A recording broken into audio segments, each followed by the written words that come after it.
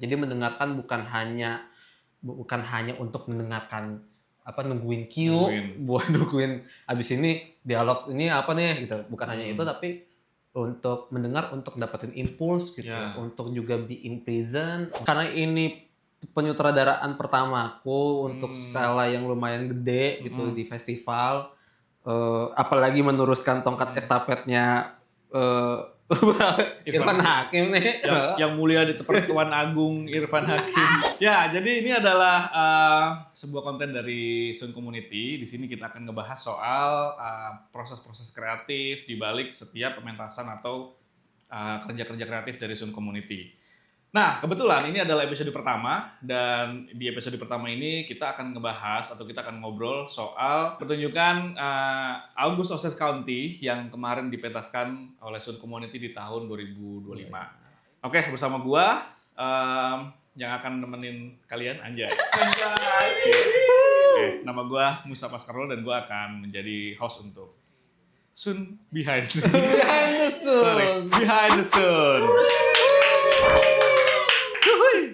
Nah, di episode pertama ini kita langsung akan ngobrol dengan Bapak Sutradara dari pementasan August Osage County yang dipentasin tahun 2025 kemarin ya. Di Festival Teater Jakarta. Nah, nanti kita akan ngobrol banyak soal itu. Pertama-tama boleh kenalan dulu kali ya. Halo teman-teman, Sanhabat ya? Sanhabat. Kenalin aku Aldiansa Azura, tapi biasa dipanggil Lele. Aku tahun kemarin mendapatkan kesempatan untuk menyutradarai August Osage County di Festival Teater Jakarta. Gitu. Oke. Gitu. Apa lagi sih? Gitu aja. Apa lagi ya? Gitu aja. Oke. Nanti prestasi-prestasinya belakangan aja. Kita bahasnya ya. Ya, di kredit dipasukin kan? Ya ada. Nanti di belakang ada penghargaan-penghargaan apa aja gitu. Oke, yang pertama ya, mungkin yang pengen kita obrolin adalah alasan kali ya. Apa sih Kak Lele kemarin alasannya sehingga memutuskan untuk memilih naskah August Osage County untuk dipentaskan gitu? Sebenarnya pertama-tama nggak tuh? Pertama-tama ini aku sebenarnya kenal August itu udah dari 2000 berapa ya? Kayak 17 atau 18 gitu. Itu gara-gara nonton pentasnya Teater Pandora. Oh, Teater Pandora. Tapi dia kalau nggak salah disadur ulang lagi jadi Rumah Rahasia Perempuan. Jadi adaptasi. Oh, diadaptasi. Jadi adaptasi gitu. Sampai judulnya juga diganti ya? Judulnya diganti dan nama-namanya juga diganti. Oh. Gitu. Tapi beberapa adegannya ada masih OG August Osage County. Nah, dari situ aku kepantik nonton filmnya tuh. Kan udah difilmin 2013. Yang ditarin siapa lagi? Aku lupa, maaf. Tapi yang main Meryl Streep, Julia Roberts gitu-gitu. Banyak banget. Benedict Cumberbatch gitu. Nah, pas nonton filmnya tuh kayak, ini keren banget. Terus kepantik juga sama isu yang dibawain gitu. Nah, pas pertama kali dibilang bahwa tahun 2025 kemarin aku yang sutradarain, karena sebelumnya kan Bapak Irfan Hakim ya, tiba-tiba saya diminta menyutradarai. Sempat bingung sebenarnya naskah apa ya, tapi aku langsung keinget August Osage County gitu. Kayaknya di masa sekarang itu di tahun 2025 kemarin, aku lagi punya concern yang sama banget lagi sama August gitu. Karena isunya sih, karena August ini kan sebenarnya secara garis besar memang dia kayak ngomongin apa ya? Dia ngomongin Amerika sebenarnya gitu, ngomongin Amerika dan masalah-masalah yang ada di dalamnya.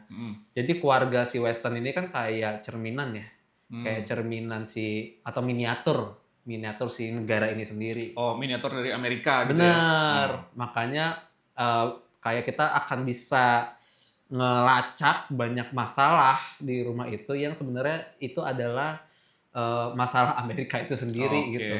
Cuma yang memang aku soroti diantaranya adalah si settler colonialism yang ada di Amerika itu sendiri, terus sama si sistem heteropatriarki gitu.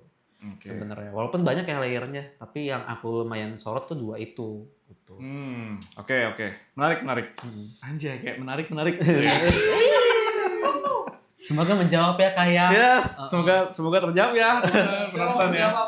Oke, gue coba tarik lagi ya soal tadi yang disampaikan sama Kak Lele ya. Tadi Kak Lele juga bilang kalau sebelumnya sudah pernah dipentasin sama Teater Pandora, tapi iya. diadaptasi kan. Diadaptasi. Judulnya diubah, terus karakter-karakternya juga nama-namanya diganti, diadaptasi jadi lebih, ya I don't know, mungkin lebih dekat atau gimana. Mungkin ya. Nah, lalu apa yang jadi alasan Kak Lele ketika mementaskan naskah ini, tapi nggak diubah? Judulnya tetap sama, karakter-karakternya tetap sama, bahkan settingnya juga tetap di Amerika gitu. Iya. Ada alasan khususnya nggak? Ada. Sebenarnya aku sedang apa ya? Bukan menjunjung tapi memilih untuk menampilkan universalitas di naskahnya gitu. Karena pas aku baca kan ini masalah-masalah yang ada di dalamnya kita semua relate gitu. Jadi kayaknya tanpa aku adaptasi menjadi lokal, dia nggak akan jadi masalah gitu. Nah, hal lain adalah kenapa sih kita harus mengadaptasi sebuah naskah hanya misalnya dengan alasannya biar kita lebih dekat sama lokal gitu. Padahal ada hal lain yang bisa motong jarak itu gitu. Motong jarak itu selain misalnya kita harus benar-benar adaptasi full jadi lokal misalnya. Itu sih. Jadi pertama ya memang universalitas. Aku melihat konflik-konflik yang ada di dalam August Sausage County itu kita bisa relate, masih bisa relate kok. Walaupun dia misalnya ada spesifik kayak suku Cheyenne-nya, ada bangsa Osage itu sendiri, ya kan ada Native American-nya kan di situ. Tapi aku rasa dia masih bisa kita mengerti situasinya karena settler kolonialism yang ada di naskah ini atau di Amerika kan sebenarnya juga relate sama kayak apa yang saudara-saudara kita di Palestina juga lagi alami gitu. Benar. Atau mungkin kalau ekstrimnya kalau di Indonesia gitu. Kita sendiri sebagai warga Indonesia sebenarnya juga jangan-jangan sedang melakukan praktik-praktik kolonialisme penduduk itu di misalnya di Papua misalnya. Nah, itu kan aku sebenarnya pengen coba buat mantik diskusi-diskusi itu. Oke. Gitu sih. Terus belum lagi yang sistem heteropatriarkalnya. Kan itu kan tanpa aku adaptasi ke dalam lokal udah relate banget gitu loh. Terjadi. Jadi aku pengen nunjukin bahwa apa yang terjadi di Amerika juga beberapanya kita alamin termasuk terutama isu heteropatriarkal itu tuh. Karena sering banget gitu kayak seakan-akan patriarki ini di Indo tuh misalnya kayak mitos ya. Kayak apa itu matriarki kan buatan ini aja akal-akalan feminis barat gitu kan. Nggak relate lah, nggak relevan sama Indonesia. Bener. Gitu kan. Padahal ada. Benar. Padahal ada. Nah, aku pengen nunjukin ketika nonton iya lagi. Nah, ada perasaan itu iya lagi aku ngalamin. Padahal itu ke Amerika. Jadi menebalkan jarak bukan membiarkan ada jarak di setnya biar kita ngeh bahwa oh iya ini semua orang ngerasain sebenarnya gitu. Meskipun nggak perlu dideket-deketin, bener. tapi tetap terefleksi lah ya. Bener. Satu-satunya yang aku coba dekatkan kan buat motong jaraknya cuma bahasa.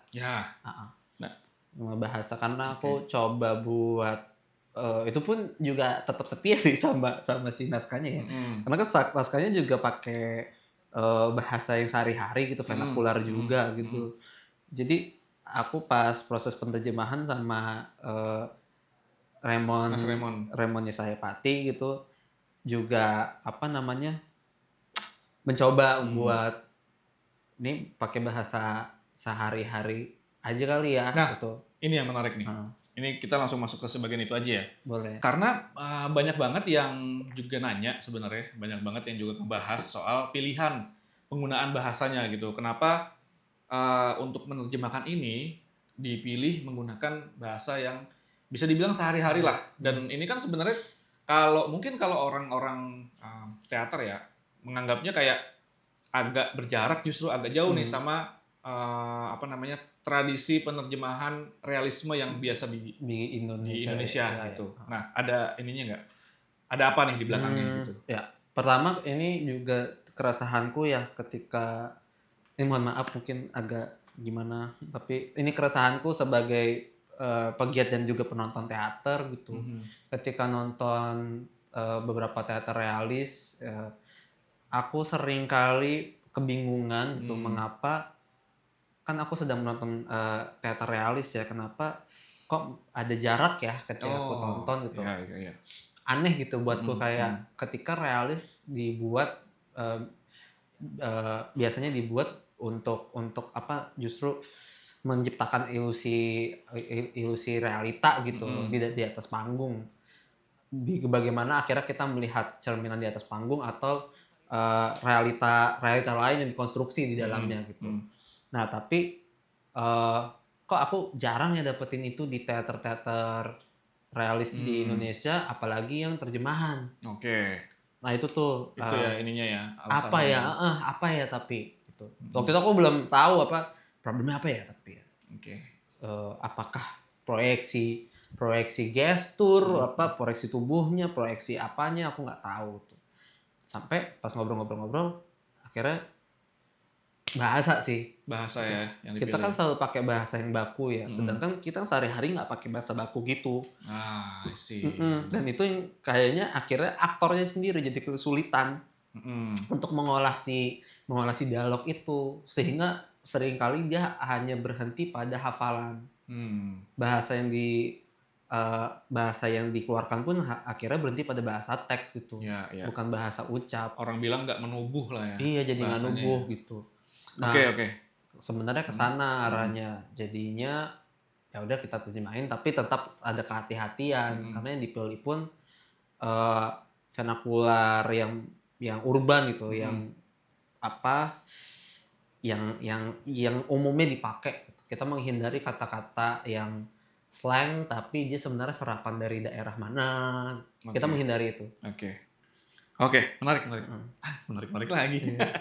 Kebiasaan ini nih. Kebiasaan seminar kampus ya. Menarik gitu.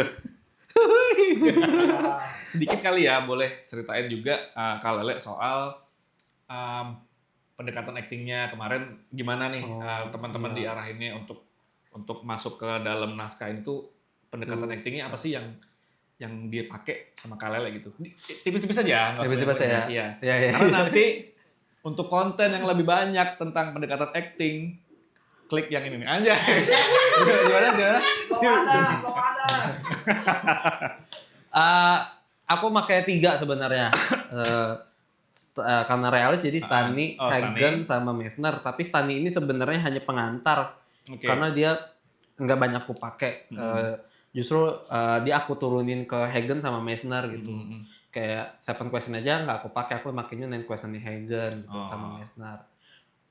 Kenapa Hagen sama Messner? Karena menurutku itu yang diperlukan aktor-aktorku untuk ngedeliver naskah ini gitu di panggung. Pertama Hagen karena dia juga ngajarin buat truthfully actingnya, terus be in prison juga segala macam momen-momennya dan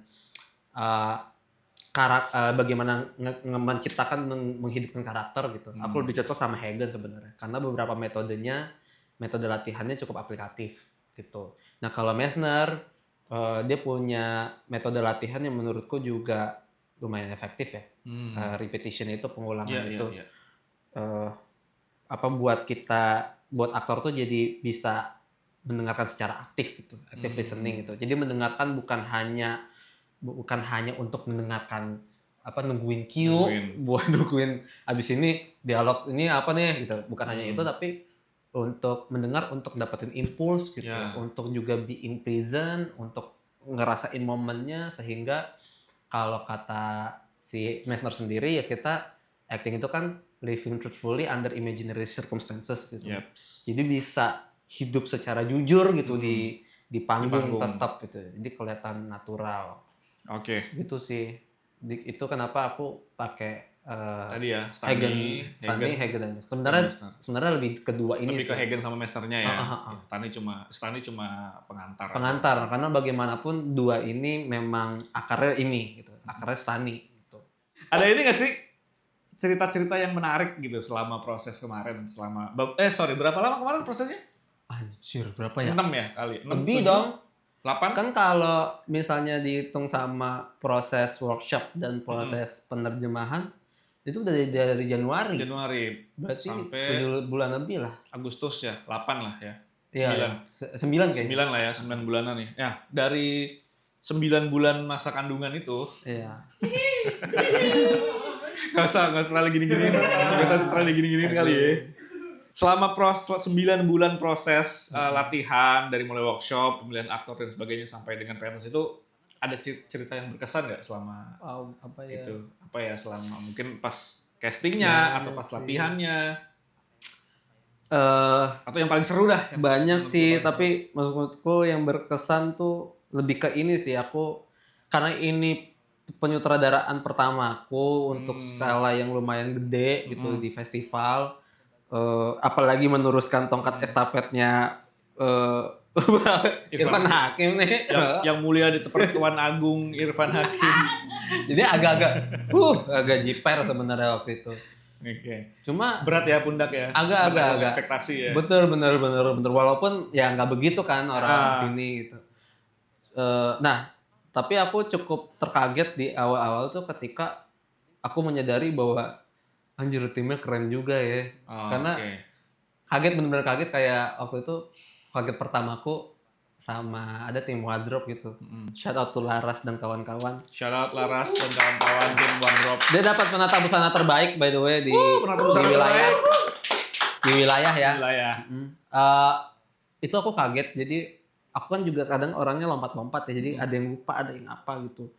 Waktu itu pas hari latihan dia harus datang, terus aku baru ingat aku belum minta bikin ini sheet buat pergantian wardrobe di babak berapa, adegan berapa, itunya belum. Terus aku bilang ke dia, "Beb, aku lupa minta tolong buat bikin sheet gini-gini buat pergantian peradegan. Oh, udah kok Kak Lele. Oh. Sama semua referensinya udah ada di Drive, udah digabungin." Terus gue kayak nganga gitu. Ih, keren loh. Keren. Ini tim bagus gitu ya. Wah, gitu.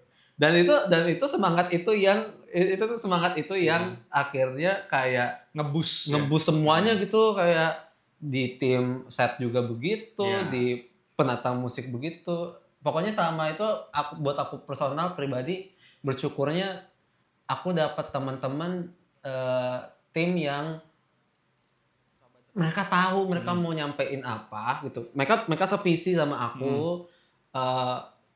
Mereka tahu naskahnya ngomongin apa, terus jadi mereka tahu juga harus apa yang dikerjain segala macam.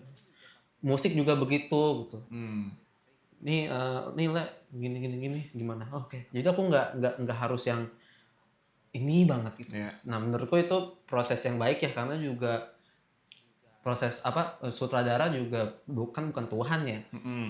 Jadi tugas dia kan memang hanya nyebarin visi, mendistribusikan blueprint, abis itu kan diolah masing-masing pos gitu kan.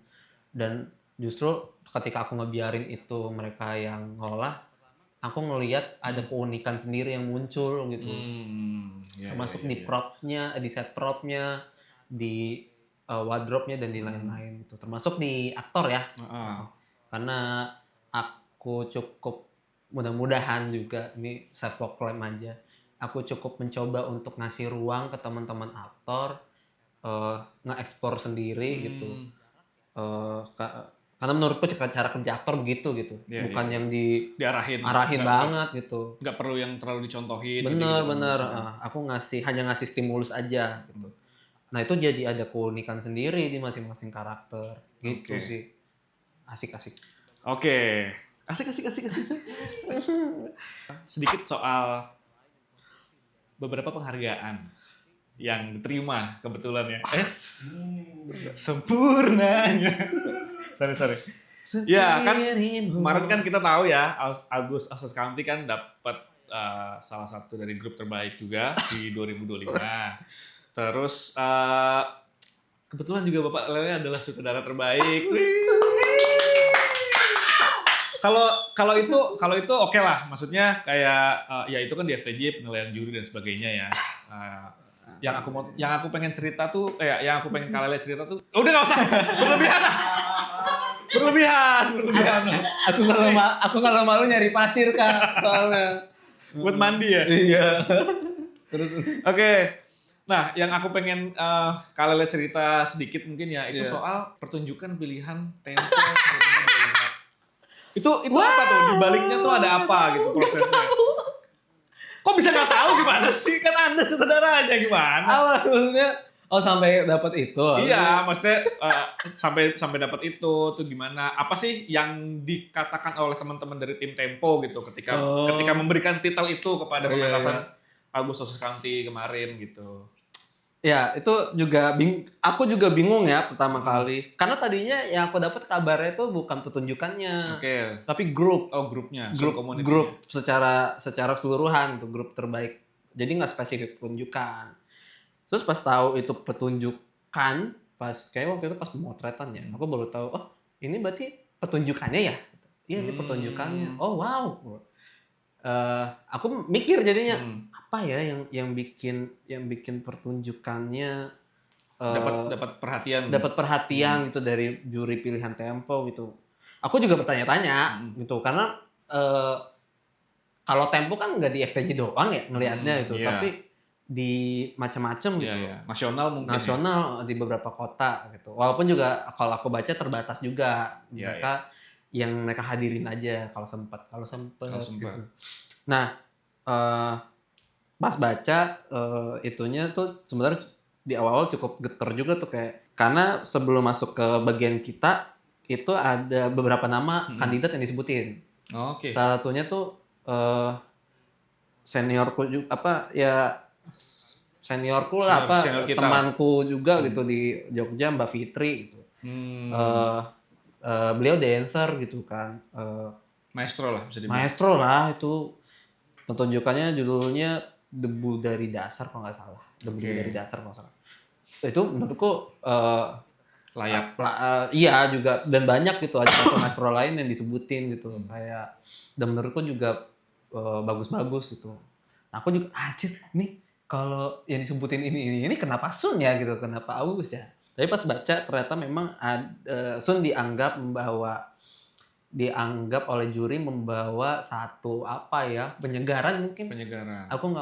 Aku tuh segan kalau mau ngomongin pembaharuan karena aku juga masih mempertanyakan pembaharuan itu apa gitu. Mungkin penyegarannya gitu. Kan tadi kalau juri bilang karena Sun mematahkan tradisi realisme yang baku itu terutama terjemahan ya karena kita ternyata punya tradisi penerjemahan yang cukup baku gitu. Itu pun aku cukup dengar gitu. Karena katanya dulu kenapa penerjemahan dibikin begitu karena justru untuk mempertebal jarak itu katanya karena asing gitu. Cuma aku ngerasa kayaknya di eraku udah nggak bisa nih kayak beda gitu. Nah itu satu alasannya. Terus juga isunya yang dibawa juga relevan. Jadi pemilihan naskah juga berpengaruh. Sama ke acting. Sama acting pemainnya yang dirasa juga capaian yang lumayan menyegarkan. Dan itu menurutku faktor juga kita motong jarak lewat bahasa itu gitu. Jadi motong jarak itu bukan hanya untuk menonton, tapi juga untuk aktor. Jadi akhirnya aktor punya ruang lebih untuk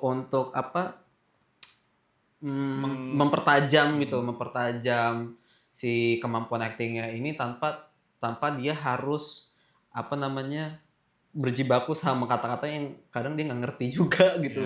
Jadi kayak gitu. Soalnya kan panjang ya kerja aktor gitu. Kan nggak harus kita mahamin bahasanya doang, tapi budayanya juga segala macam. Gitu sih. Lapisan-lapisannya banyak ya. Jadi dengan motong bahasa akhirnya dianggap mungkin bisa ngebantu gitu lah, ngebantu aktor untuk ngasih yang optimal gitu. Oke, berarti itu ya kurang lebih ya kayak yang dilihat sama teman-teman Tempo. Penyegaran ya. Secara garis besarnya ya, penyegaran. Ya mungkin beberapa tahun ini I don't know, mungkin dianggap realisme kita kurang dekat, Ya. aku nggak tahu. Oke, ya mungkin itu aja kali ya. Udah itu Ya aja. ampun. Nanti kita ngobrol lagi lebih banyak lagi sama teman-teman yang lain gitu. Aku sih gitu. sebenarnya juga tertarik untuk ngobrol sama aktor Oh iya yang iya perlu kemarin banget terlibat sih. ya Ah. di Osis County Nanti. gitu. Kira-kira apa Loh, aja yang Masnya ini bukan ya masa saya mau nolak? Ya nanti kan aktor yang lain aja gitu. Saya ngebawain aja. si ini ya, si aktris terbaik. Aktris terbaik ada aktris pendukung aktris terbaik pendukung 2. terbaik. Gitu. Oke, makasih banyak ya, Ya. Kak Lele atas waktunya yang sangat sibuk ini. Enggak kok. Makasih juga teman-teman Sun Community, Sun Community, aku udah diundang. Oke, ya mungkin segitu aja ya. Iya, segitu aja ya. Oke, terima kasih. Terima kasih. Segitu aja dulu.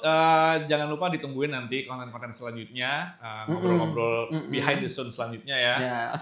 Kita akan belajar bersama dan mari kita bertumbuh bersama Sun. Aja.